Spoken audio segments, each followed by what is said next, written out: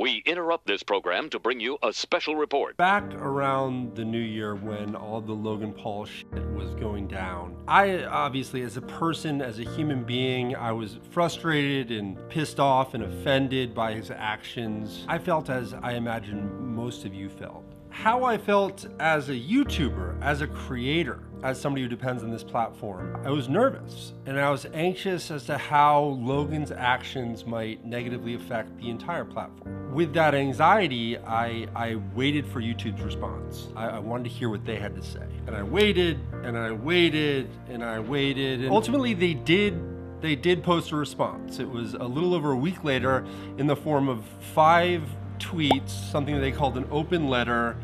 And that open letter started by them saying, "Many of you have been frustrated with our lack of communication recently, and you're right to be." While I appreciated their self-awareness, ultimately I was left completely unsatisfied. This is definitely a first for me. To the best of my knowledge, this kind of thing is a first for YouTube. And I want to end this little preview, this little explanation video by just acknowledging a huge risk for him and for YouTube to come here and talk to me on the record.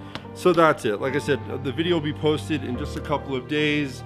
You know, just some of the pragmatic parts. I didn't share any of my questions with YouTube, with Robert. I didn't share any of the questions ahead of time. They didn't know what they were getting themselves into with what I was going to be asking them.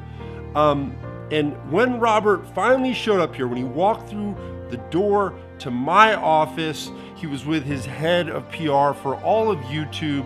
And the first question that I asked them was, with the cameras off, the first question I asked them was, what's off limits? What do you not want me asking you? And Robert looked me in the eye. I wasn't wearing glasses. He looked me in the eye and said, "Nothing's off limits. Ask whatever you want to ask." I hope you'll give this video the time that it deserves. I hope you will give YouTube sort of a chance to hear out what they want to say about this whole, everything that's going on in this platform. And whether you like what he has to say or not, I think that his willingness and YouTube's willingness to come and speak so openly speaks volumes.